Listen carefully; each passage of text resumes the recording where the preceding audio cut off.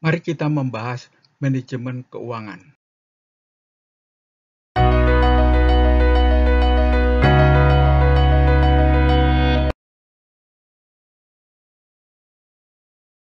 Mengendalikan perusahaan sama dengan mengemudikan mobil.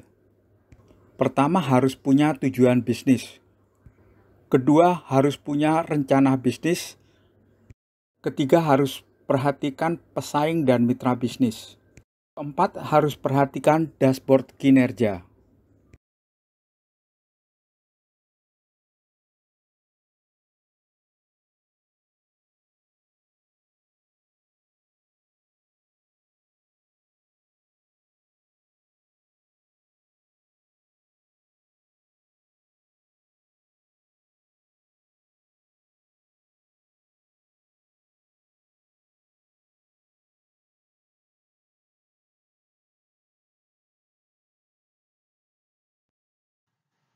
Pertama-tama, kita membahas pengertian manajemen, yaitu proses merencanakan, mengorganisasi, mengarahkan, dan mengendalikan kegiatan untuk mencapai tujuan organisasi secara efektif dan efisien dengan menggunakan sumber daya organisasi.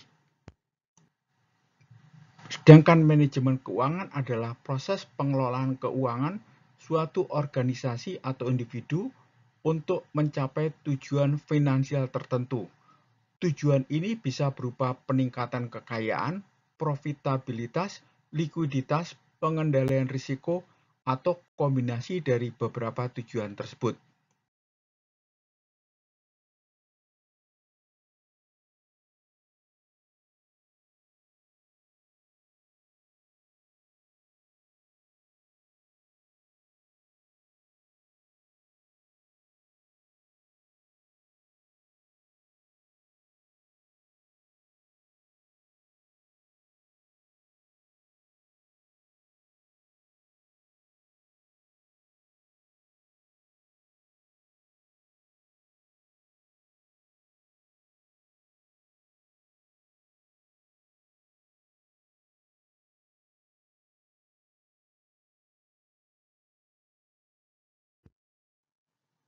Manfaat manajemen keuangan usaha adalah: 1. Kontrol keuangan usaha. Kedua, terhindar dari kerugian dan kebangkrutan. Dan ketiga, kegiatan usaha dapat berkelanjutan dan berkembang secara aman dan sehat. Berikut ini kita bahas lingkup manajemen keuangan.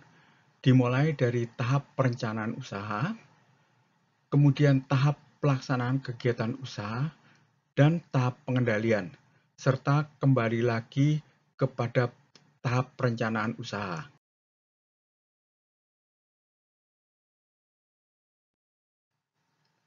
Pembahasan siklus usaha, pembayaran sebagian, hutang, dan piutang usaha memakai transaksi bulan Februari 2023, yaitu dimulai dari kas awal, membeli bahan baku dengan pembayaran sebagian dan hutang usaha. Kemudian tahap berikutnya adalah bahan diproses yang ada harga pokok penjualannya, yaitu biaya bahan baku dan biaya produksi. Kemudian pada tahap produksi ada komponen inventory. Dan kemudian pada tahap berikutnya produk jadi, itu juga ada biaya umum, yaitu biaya pemasaran dan gaji admin dan lain-lainnya. Kemudian pada produk dijual, kita masuk kepada hubungan dengan pembeli yang akan membayar sebagian sehingga timbul hutang usaha yang berakibat pada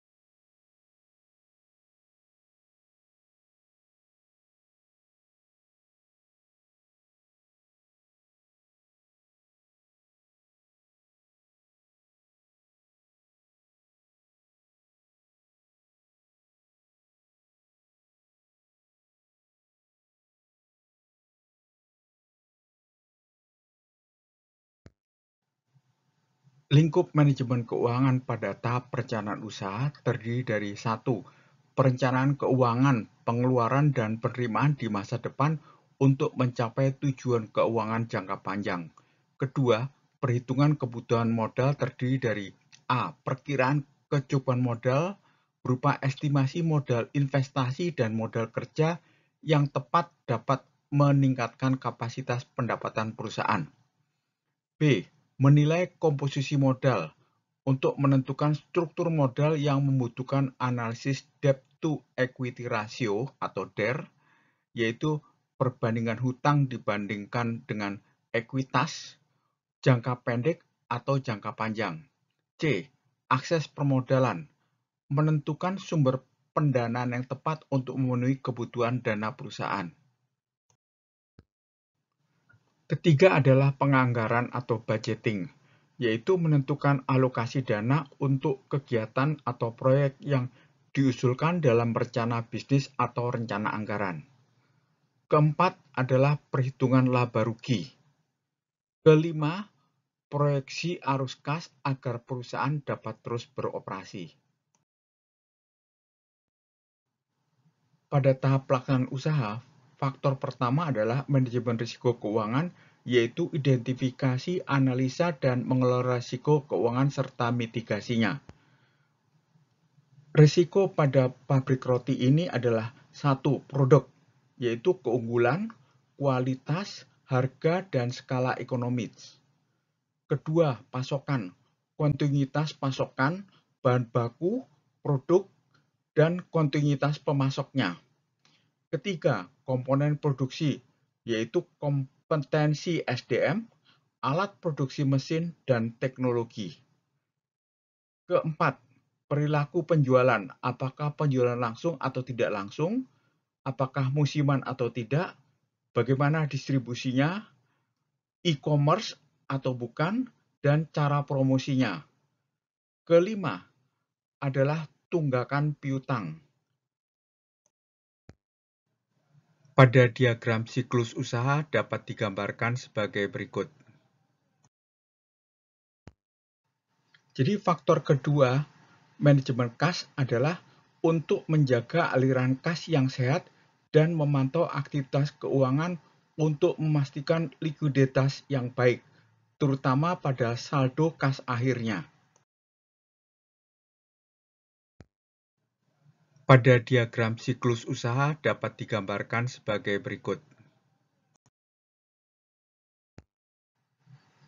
Faktor ketiga, manajemen hutang dan piutang, yaitu memantau dan mengelola hutang dan piutang yang dimiliki usaha ini, serta memastikan pembayaran dilakukan tepat waktu, agar saldo kas akhirnya tetap mempunyai dana untuk siklus usaha berikutnya.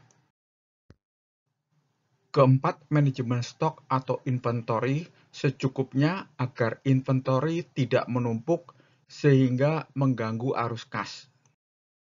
Pada analisa pendapatan ini, kita akan membahas pengertian analisa pendapatan, yaitu hasil yang didapat dari penjualan produk atau pelayanan. Kemudian, bagaimana kita meningkatkan pendapatan? Nah, kita akan diskusi analisa dan strateginya, yaitu penentuan jenis dan fitur produk, dan penentuan harga produk atau product pricing strategy. Dalam melakukan analisa biaya, tentu terkait dengan manajemen biaya yang terdiri dari identifikasi biaya, yaitu melakukan identifikasi semua biaya-biaya yang timbul dalam suatu proses. Berikutnya adalah analisa biaya untuk dikontrol, dimonitor, dan dievaluasi, serta diperbaiki.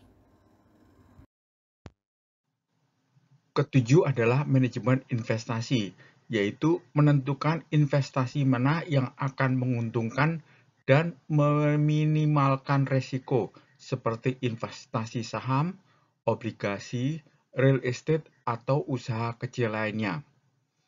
Kedelapan, Manajemen pajak, yaitu memenuhi kewajiban perpajakan, mengelola pengurangan perpajakan, dan memastikan kepatuhan pajak. Kesembilan, pelaporan keuangan, yaitu melaporkan informasi keuangan kepada stakeholder seperti pemilik bisnis, investor, pemerintah, dan lembaga keuangan. Pada tahap pengendalian, ke-1 adalah kontrol keuangan untuk upaya pengendalian seperti proyeksi keuangan, pengendalian biaya dan laba, analisis rasio, dan sebagainya. Kedua, analisis keuangan, mengumpulkan, menganalisa, dan menginterpretasikan data keuangan untuk membantu pengambilan keputusan. Ketiga, penilaian atas pertumbuhan usaha sesuai dengan rencana bisnis. Mari kita bahas prinsip dasar manajemen keuangan. Pertama, prinsip waktu nilai uang atau time value of money. Manajemen keuangan harus mempertimbangkan nilai waktu uang saat ini yang lebih berharga daripada uang di masa depan. Kedua, prinsip risiko dan imbal hasil atau risk and return. Semakin besar risiko yang diambil, semakin besar potensi imbal hasilnya. Manajemen keuangan harus mempertimbangkan tingkat risiko yang dapat ditoleransi dan mengambil keputusan investasi yang seimbang dengan profil risiko dan imbal hasil yang diinginkan. Ketiga, prinsip diversifikasi atau diversification. Diversifikasi investasi dapat membantu mengurangi risiko dengan membagi investasi ke dalam beberapa aset untuk dapat menghindari kerugian yang signifikan. Keempat, prinsip konsistensi atau konsistensi, yaitu mengikuti prinsip konsistensi dalam manajemen keuangan untuk memastikan kesesuaian antara tujuan dan tindakan, serta tidak membuat keputusan yang impulsif. Kelima, prinsip pengungkapan atau transparansi. Prinsip ini menekankan pentingnya transparansi dalam melaporkan informasi keuangan, termasuk pengungkapan risiko keuangan dan kinerja keuangan. Keenam adalah prinsip biaya dan manfaat atau cost and benefit. Keputusan keuangan harus mempertimbangkan biaya dan manfaat dari tindakan yang diambil. Ini berarti membandingkan biaya dengan manfaat dari berbagai opsi investasi atau keputusan keuangan lainnya sebelum membuat keputusan yang tepat.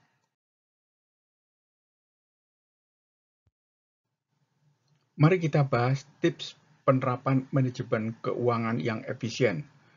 Pertama, rencana bisnis yang jelas yang akan menetapkan posisi perusahaan dan rencana bisnis selanjutnya, serta merinci perencanaan pembiayaan bisnis, dana yang diperlukan, dan sumber dana. Kedua, manajemen biaya, yaitu melakukan kontrol ketat pengeluaran biaya sesuai alokasi anggaran. Ketiga, manajemen kas, yaitu mengatur kebutuhan minimum kas dalam operasi bisnis. Bisa saja secara laporan laba rugi perusahaan tetap untung, tapi menghadapi kesulitan jika tidak ada cukup kas untuk menutupi biaya sehari-hari seperti sewa dan upah buruh. Keempat adalah manajemen hutang dan piutang. Kita harus ingat bahwa bisnis dapat mengalami masalah besar karena pembayaran hutang dan piutang pelanggan yang terlambat. Kelima adalah kontrol stok atau inventory, yaitu melakukan kontrol stok yang efisien untuk memastikan memiliki jumlah stok yang tepat yang tersedia pada waktu yang tepat. Keenam adalah pembukuan dan proses akuntansi. Menggunakan sistem pencatatan yang baik akan membantu melacak pengeluaran biaya, hutang dan piutang, dan pendapatan.